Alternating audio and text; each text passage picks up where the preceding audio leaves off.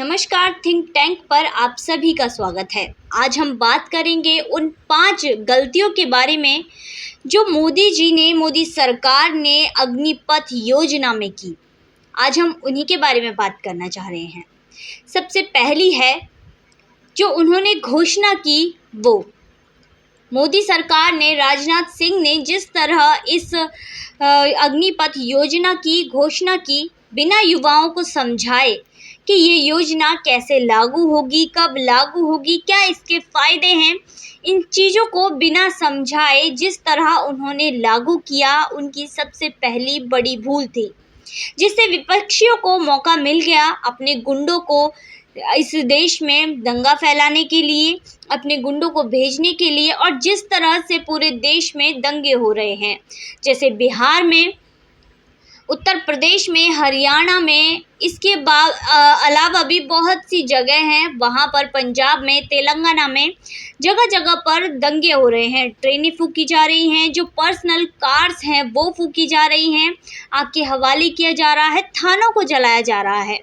इन चीज़ों से पूरे देश में हिंसा फैल चुकी है। तो सबसे बड़ी गलती मोदी सरकार की जो रही, उनके नेताओं की जो रही, वो ये थी कि उन्होंने सही ढंग से इस योजना की घोषणा नहीं की, युवाओं को नहीं समझाया कि जिस तरह जिन लोगों के ये 2 साल बर्बाद हुए हैं, ये कोविड के 2 साल बर्बाद हुए हैं, वो बर्बाद नहीं होंगे। उन्हें पूरा मौका दिया जाएगा इस योजना में शामिल होने का, आर्मी में भर्ती होने का। पर इसके बाद उनकी योजना जो उन्हें जिस तरह से ये बतानी चाहिए थी, उन्होंने नहीं बताई, युवाओं को उन्होंने नहीं समझाया। तो जो लोग, जिनके ये साल बर्बाद हुए, जो 2 साल से अपनी सेना में भर्ती नहीं हो पाए, उन्होंने सोचा कि हमारी सारी मेहनत वेस्ट हो गई, हमने जितनी भी मेहनत की वो सब वेस्ट हो गई, और वो आक्रोशित हो गए। और इसका ही फ़ायदा उठाया विपक्षी टीम ने। उन्होंने भी अपने जो गुंडे हैं वो दंगों के लिए भेजे और इस भीड़ में शामिल कर दिए। जो नौजवान थे, इनकी भीड़ थी, उनमें ही उन लोगों को शामिल कर दिया, अपने गुंडों को शामिल कर दिया, और पूरे देश में एक ऐसी विपत्ति फैल गई, ऐसी आपत्तिजनक स्थिति फैल गई, जिससे पूरा देश आज भुगत रहा है। और सबसे ज़्यादा ट्रेनों को जलाया जा रहा है, यहाँ तक कि पर्सनल प्रॉपर्टीज़, पर्सनल कार्स को भी जलाया जा रहा है। पब्लिक बहुत परेशान है इन दंगों को लेकर, जो लोग हैं वो बहुत परेशान हैं। जो मोदी सरकार की दूसरी सबसे बड़ी गलती थी, वो थी कि उन्होंने सीधे सीधे इसकी घोषणा कर दी।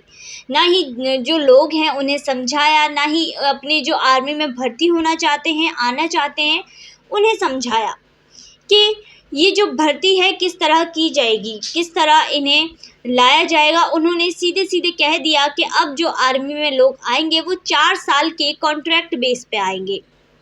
इन लोगों को डर लग गया कि हम मेहनत उतनी ही करेंगे पर फिर सर्विस सिर्फ 4 साल की होगी, ये सही नहीं है।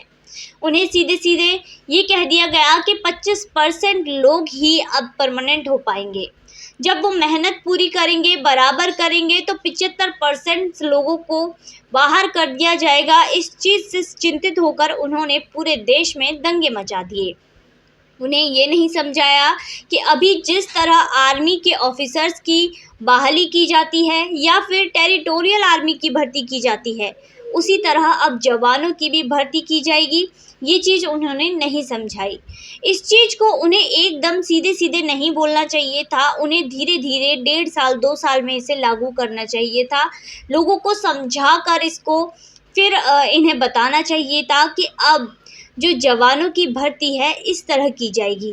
तो ये मोदी सरकार की दूसरी सबसे बड़ी गलती थी अग्निपथ योजना में। जो तीसरा सबसे बड़ा कारण था इन दंगों का, वो था भाजपा सरकार की तरफ से जो इनके भविष्य में, जो इनका भविष्य कैसा होगा, भविष्य को लेकर जो सवाल उठ रहे थे, उसका जवाब नहीं दे पाई सरकार।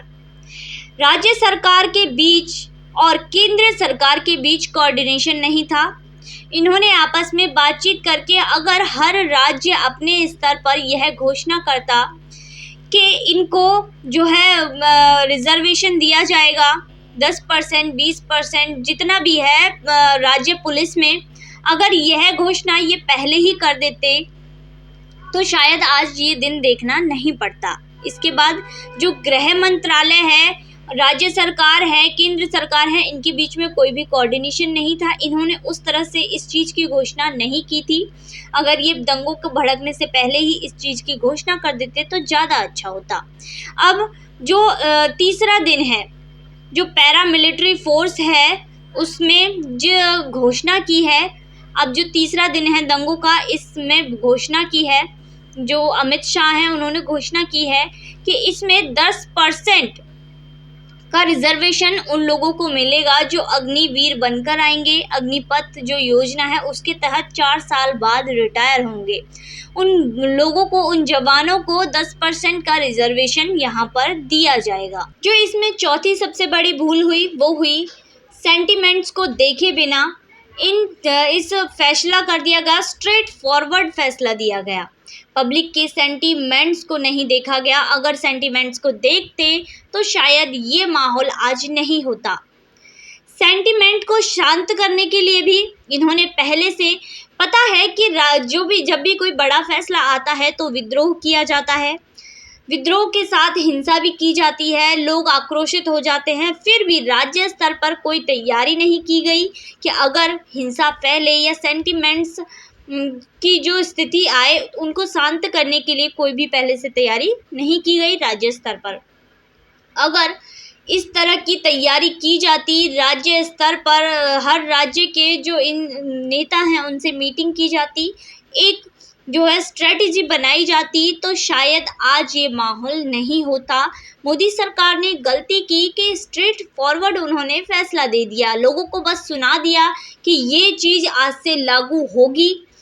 इसी पर जनता भड़क गई। अगर लोगों से बातचीत की जाती, उन्हें प्यार से समझाया जाता, हर चीज़ एक एक बारीकी से समझाई जाती कि भाई देखो आज के बाद ऐसे भर्ती होगी और इसके ये लाभ हैं, सभी को लाभ गिनवाए जाते, तो शायद आज ये स्थिति भारत देश में नहीं होती जो आज है। इसके बाद जो पांचवी सबसे बड़ी भूल थी मोदी सरकार की वो थी जो सियासी परिणाम था उसके बारे में नहीं सोचा। उन्होंने नहीं सोचा कि अगर कोई भी वो नई घोषणा करेंगे तो विपक्षी टीम उनका फ़ायदा उठा सकती है, और यही हुआ। विपक्षी टीमों ने दंगे भड़काए, लोगों को भड़काया, जबकि ये एक अच्छी घोषणा थी। फिर भी लोगों को इसके बारे में गलत चीज़ें बताई और दंगे भड़काए, अपने गुंडों को भीड़ में शामिल करके दंगे भड़काए, आग जलवाई, ट्रेनों को जलवाया, जो पर्सनल कार्स थी उनको जलवाया। जनता रो रही है कि उनकी जीवन भर की पूंजी एक गाड़ी में लगती है और उन्हें उतार उतार कर उन गाड़ियों को जला दिया जाता है। इतनी हिंसा इस विपक्षी टीम ने भड़का दी। मोदी सरकार ने यह नहीं सोचा और सीधे ये फैसला दे दिया, और जिसका फायदा विपक्षी टीम ने उठा लिया। सभी सड़कों पर आकर, यहाँ तक कि ये जो नेता हैं सड़कों पर आकर इसका विद्रोह कर रहे हैं। बिहार से पप्पू यादव हैं जो इसका विरोध कर रहे हैं। इसके बाद जो नीतीश कुमार हैं वह मौन रखे हुए हैं, वो इस बात पर कुछ नहीं बोल रहे हैं। अखिलेश यादव, मायावती और भी बहुत से ऐसे राजनेता हैं जो इस जो कानून है इसकी आलोचना कर रहे हैं, जो इस कानून के बारे में बढ़ चढ़कर गलत बातें लोगों के मन में फैला रहे हैं, लोगों के मन में डाल रहे हैं। तो इस बात के बारे में मोदी सरकार को पहले से सोचना चाहिए था और इसी को ध्यान में रखते हुए यह कानून लागू करना चाहिए था। वैसे मोदी सरकार जो भी करती है सही करती है। जो सीए का कानून लागू किया था वो भी सही था।